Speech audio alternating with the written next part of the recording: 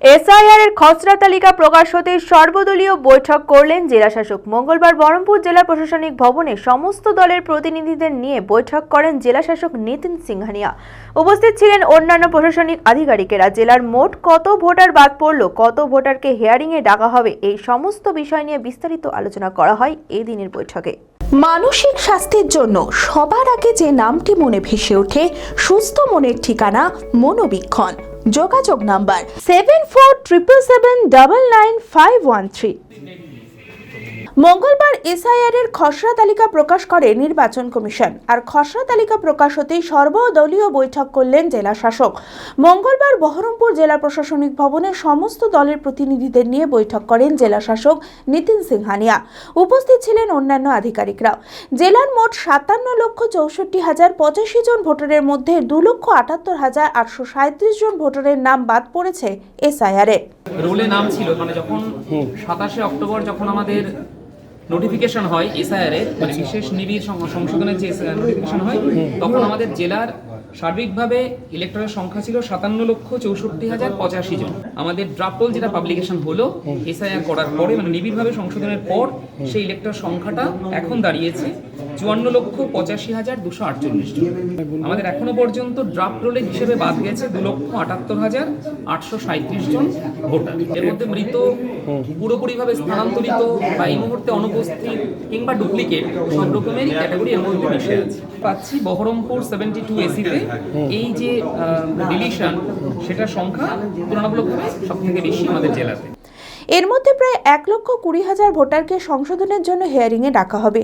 এদিনের বৈঠকে প্রত্যেক দলের প্রতিনিধিদের সঙ্গে জেলার মোট কত ভোটার বাদ পড়ল, কত ভোটারকে হিয়ারিং এ ডাকা হবে, এই সমস্ত বিষয় নিয়ে বিস্তারিত আলোচনা করা হয়। এই সমস্ত তালিকা দলের প্রতিনিধিদের দেওয়ার জন্য আবেদন জানানো হয়। যাদের ম্যাচ করেনি তাদের তালিকাটা পলিটিক্যাল পার্টিকে একটা করে কপি দিতে হবে। 2 নম্বর, আমরা দাবি করেছি যে ভোটার লিস্ট যেটা তৈরি হলো, এটা শুধু পেন ড্রাইভ নয়, এটা আমাদেরকে মানে প্রিন্টেড কপি দিতে হবে। সেটা ঠিক হয়েছে, কালকে প্রিন্টেড কপিটা দেবে, কিন্তু প্রিন্টেড কপিতে ম্যাচ করেনি এমন 1,20,000 ওর মধ্যে রয়েছে নাম, সেটা মার্কিং নাই। আমরা বলেছি মার্কিং নাই যেহেতু, তাহলে একটা কপি আমাদের দেন। উনি বললেন যে কমিশনের অনুমতি ছাড়া দিতে পারবো না।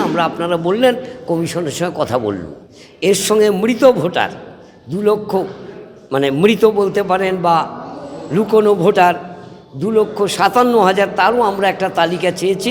এই দুটো বিষয়ে উনি বলেছেন যে কথা বলবো কমিশনের সঙ্গে, তারপরে এটা আপনাদের দেওয়া যাবে কি যাবে না ঠিক করবো, তাহলে আপনারা পেয়ে যাবেন যদি কমিশন রাজি। আমরা অধীর চৌধুরীর আদেশ অনুযায়ী আমরা একথা জেলা শাসককে বলেছিলাম যে আজকের দিনে আমাদেরকে সর্বদল নিয়ে একটা বসার আয়োজন করুক, তাহলে আমাদের সেই কপিগুলো পেতে সাহায্য করবে। আমাদের সঙ্গে সহমত হয়ে মাননীয় ডিএম সাহেব আজকে আমাদের সঙ্গে বসেছিলেন। উনি কথা দিলেন যে কালকে সকালের মধ্যে ড্রাফট ভোটার লিস্টের হার্ড কপি আমাদেরকে তুলে দেবে, আর আজকে থেকে একটা সফট কপি আমাদেরকে দিয়েছেন।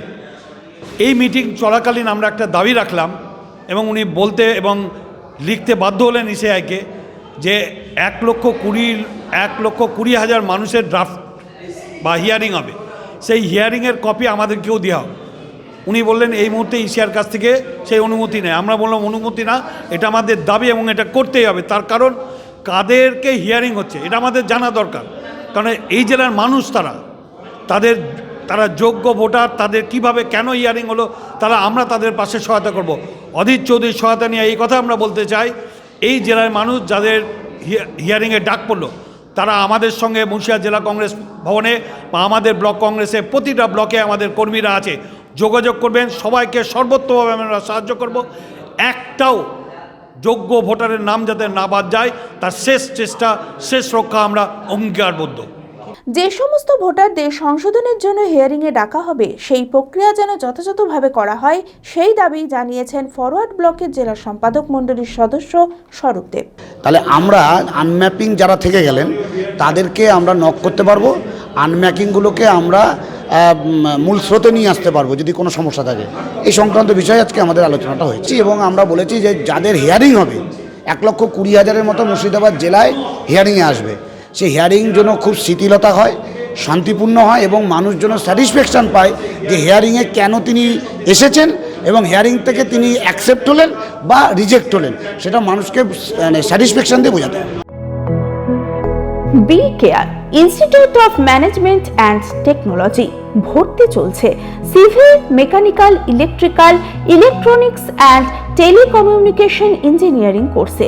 শিক্ষাগত যোগ্যতা: প্রথম বর্ষে ভর্তির জন্য মাধ্যমিক পাস এবং দ্বিতীয় বর্ষে ভর্তির জন্য বিজ্ঞান বিভাগে উচ্চ মাধ্যমিক পাস অথবা উচ্চ মাধ্যমিক ভোকেশনাল পাস।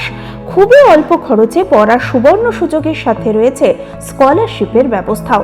রয়েছে বাস পরিষেবা ও হোটেলে থাকার ব্যবস্থা। আইটিআই পাস ছাত্রছাত্রীদের দ্বিতীয় বর্ষে সরাসরি ভর্তি চলছে। মেধাবী ও আর্থিক দিক দিয়ে পিছিয়ে পড়া ছাত্রছাত্রীদের জন্য রয়েছে 20% বিশেষ ছাড়। ঠিকানা NH34 এর কাছে, কানফালা, নবগ্রাম, মুর্শিদাবাদ। যোগাযোগ নাম্বার 08967158821।